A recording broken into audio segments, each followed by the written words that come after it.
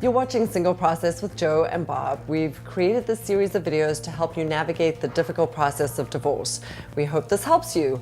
Our topic this episode is on your financial affidavit.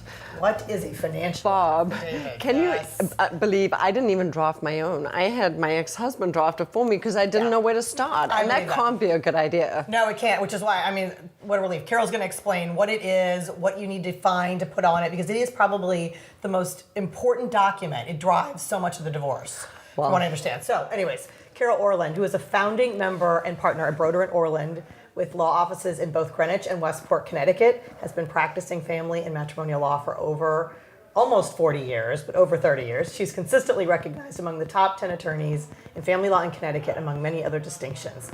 We're lucky to have you. Thank you. Oh, I'm glad to be here. Good morning. Yeah. This doesn't sound very exciting, but the financial affidavit is what? It's critical. So the financial affidavit is a statement of income, expenses, assets, and liabilities. Income, expenses, assets and liabilities. Okay. It's your entire financial snapshot on one document. It is. Okay. And it sounds easy, but sometimes it's complicated because, you know, some people have sophisticated financial situations, alternative assets, private equity, private businesses. Okay, so hold on one second. Go ahead. So for the most basic person who doesn't have complicated, is this a form you find somewhere that you can fill out? The court actually issues a form. There's a short form and a long form. Can I do the short form? If you're under X amount of dollars, you can use the short that's what form. it's okay. However, if you come to us, we don't use the form. We've adopted our own form, which is acceptable in the court because we think it's a little more tailor-made to our clients' needs, but it fits the bill. And what we typically do is we give our clients a financial affidavit worksheet, usually at the first meeting.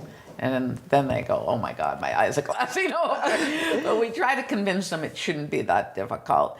And really there's lines to help you on your expenses. What do you pay for groceries? What do you pay for utilities? I wouldn't know this. I wouldn't know where to find this information. I don't track what I spend on. It can be a daunting exercise. So what people typically will do, if you don't keep it, you know, on your computer or on QuickBooks or whatever the new fancy app is, typically they'll go back to, let's say, a credit card, or they'll go back to their checkbook over the last year. Like American Express will break up your spending in a little pie chart, right? Right. And they'll tell you groceries, entertainment. That's maybe somewhere to start. If you use a credit card, so, you know, others in addition to American Express do it now, and they've broken it down. Now the trick is your financial affidavit, a couple things.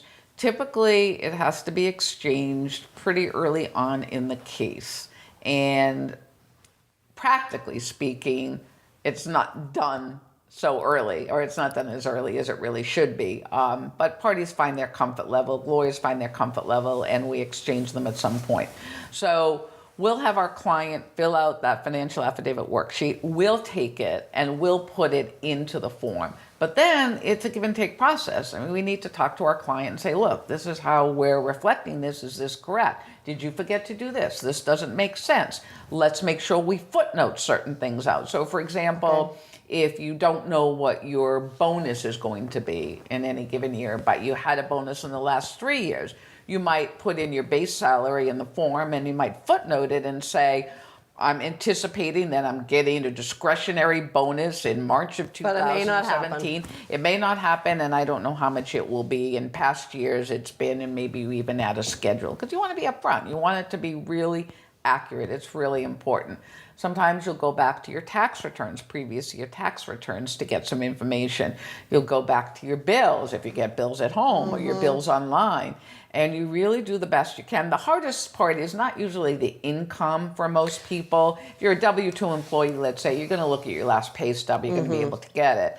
The harder part is the expenses, you know, because... Right, I remember that. I was being asked, like, what do you spend on personal care? Yeah, well, I get my hair done every 3 months or whatever, Correct. so how do you annualize that and say what I spend a week, right? Because you have to break it down to what you spend every week or every month.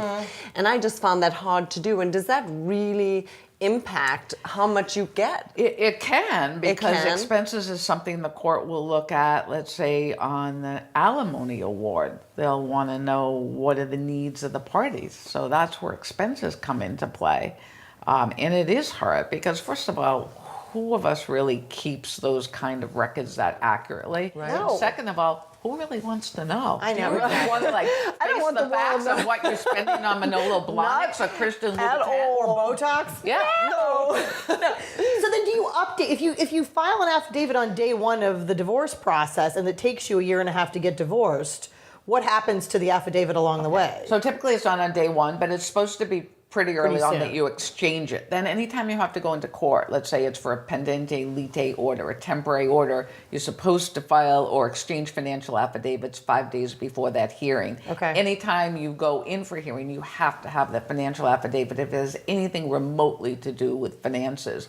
But it has to be current within 30 days of that hearing. So you have to constantly update the financial affidavit to be current because things change, right? So it Okay. asks for how much you have in your bank account, and Correct. all of those numbers fluctuate. So you got Correct. to keep Or if updating any that. expenses have changed, it's supposed to be a 3-month snapshot going back, but it doesn't always work that way because sometimes you know of an expense that's coming up and it hasn't happened yet. So you might want to footnote that and say, look, it's not in my expenses now, but this is what I'm going to have going forward. Sometimes it's the other way around. You've had extraordinary expense within the last 3 months, but you're not going to have it anymore. So you're not going to annualize that because that doesn't give you a very accurate snapshot. Bob, you talked to me about what happens if you try and increase your spending and put that, your current Fluff it right, up. fluff it up. Or lie. Yeah. What if you lie? You never want to lie, ever, ever, Who ever. would even find and out? and you don't want to fluff it up either. You want to be true and accurate because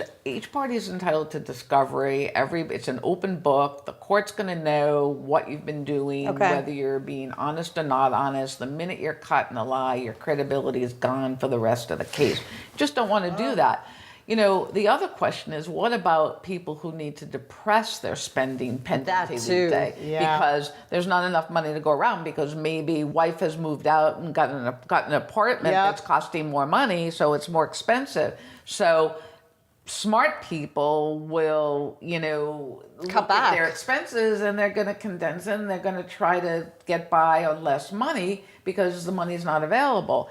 But going forward, there's a recognition that you're going to necessarily need more money. So again, if you have a lawyer who's very capable and competent, that lawyer is going to be able to get that message through to the court. Look, this is a financial affidavit. Now, this is my client's expenses, but going forward, she's going to need to move to another place. She's renting now. This is what it's going to cost, and we need additional funds to be able to do that. Okay.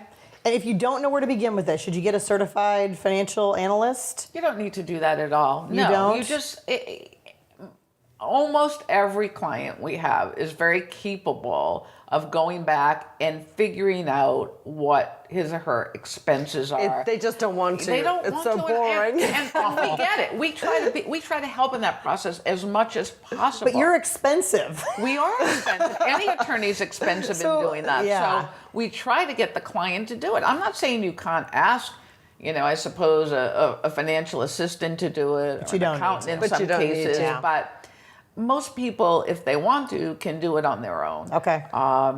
This is just a question of trying to push off something we don't want to do. Exactly. But just do it. Just Yeah. do it. Just Do it. That's do great. it. And we'll help you with it. And we'll make it accurate. We'll ask you the questions and we'll tell you where to get the information that you think you can't get. And that's the other thing. If you really don't have access to the Yeah. information, because sometimes you don't, Right. we put on the financial affidavit. Husband does not have access to this financial information. Wife has it under the bed or in her pocketbook or, in the vault, and I I can't didn't know get you it. could do that. I like you can. that. Yes, you okay. can. You just have to cover everything. You got to cover You it. have to cover it. Okay. You have to be above board, honest, straight, and do the best you can. And if you think you've made a mistake, then you're going to correct it. And Okay. that's really the way you need to deal with it. I love it. This is great. This is great. I think Oh, we I should hope put a it is. sample financial affidavit on our website for We'll people do to, that. to use as a key. So this is great. Terrific. Thank you, Carole. You're so welcome. Thank you. For information on this topic and more, please log on to our website at singleprocess.me.